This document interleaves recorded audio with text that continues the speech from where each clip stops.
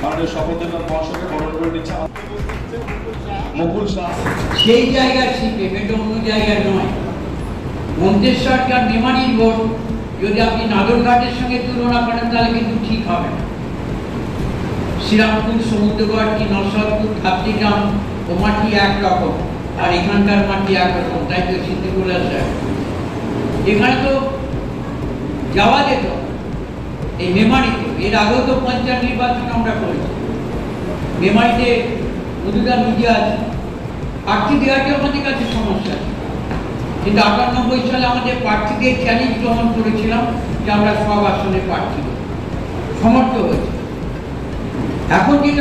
এখন যেটা এসে দাঁড়িয়েছে যে ৯৮ সাল থেকে আমরা ক্ষমতায় অনেকটা এসেছিলাম, পঞ্চায়েত দাখিল করেছিলাম, দখল হয়েছে, ক্ষমতায় এসেছি, একটু তো চেঞ্জ হয়েছে। ক্ষমতার স্বাদ পেতে পেতে একটি জায়গায় সংগঠনে খানিকটা হলো দ্বিধাগ্রস্ত আমরা হয়ে পড়েছি।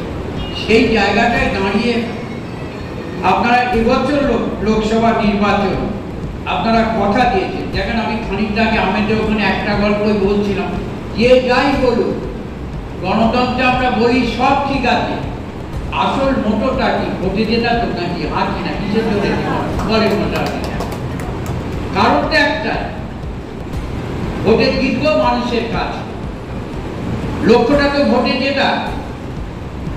ভালো টিম তৈরি করেছে ঠিকই, কিন্তু কোনোদিন খেলায় জিততে পারেনি, সে টিমের বাজারে দাম আছে। কি বলেন আপনারা, কি বলেন?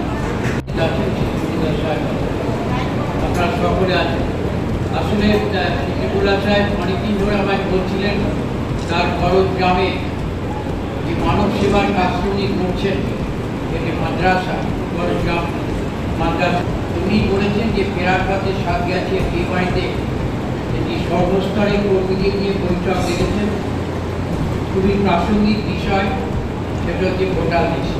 আমি ওখান থেকে আগেও এসেছি, এখনো যাই যাব, তাই এলাম। কিন্তু একটা কথাই বলবো যে ও কষ্টে তৈরি করাই তৃণমূল কংগ্রেস, আপনাদের ঘাম, আপনাদের রক্ত, আপনাদের পরিশ্রম আপনারা করেছেন। লাল দুর্গ মেমারি বলে পরিচিত ছিল, ওটা বর্তমানে সেই যুগে আপনারা ক্ষমতায় এসেছেন সিপিএমকে ঠকিয়ে। দেখেন, একই জায়গায় রাজনীতি একের উপর নির্ভর করে। এই যে মন্তেশ্বরে সিদ্দিকুল সাহেব, যদিও আমার নাদরঘাটের পাশে, মন্তেশ্বর কি সিপিএম এর লাল দুর্গ ছিল না? বিধানসভা আমাদের মাননীয় মন্ত্রী জনাব সিদ্দিকুল্লাহ চৌধুরী যেটা কথা দিয়েছিলেন সেই লিড কিন্তু তিনি করে দেখিয়ে দিয়েছেন। সেটা আপনাদের কাছে একটা অনুভূতি। প্রত্যেককে ধন্যবাদ জানাই। যেখানে মেমারি ২ নম্বরেও আপনারা ভালো রেজাল্ট করেছেন, মন্তেশ্বরেও ভালো রেজাল্ট হয়েছে, ওনার নেতৃত্বে আপনারা সেটা করে দেখিয়েছেন। আমাদের নেতা অভিষেক ব্যানার্জির হাতকে শক্ত করেছেন, নেত্রী মমতা ব্যানার্জির হাতকে শক্ত করেছেন। আজকে এই মুহূর্তে দাঁড়িয়ে যে ভোটার লিস্টের কাজ, প্রত্যেককে এগিয়ে আসতে হবে। আমরা দেখেছি যে বুথের যারা দায়িত্বপ্রাপ্ত নেতা আছে, কিছু কিছু ক্ষেত্রে কিছু কর্মী যখন ভোট আসে সেই সময় ভোটার লিস্টের উপর বেশি জোর দেয়। আমরা চাইবো ভোট যতই দেরি হোক, আপনারা এখন থেকেই আপনারা ভোটার লিস্টের উপর জোর দিন। সংশোধন, নাম নথিভুক্ত থেকে শুরু করে আপনারা প্রত্যেকটা দিক খতিয়ে দেখুন।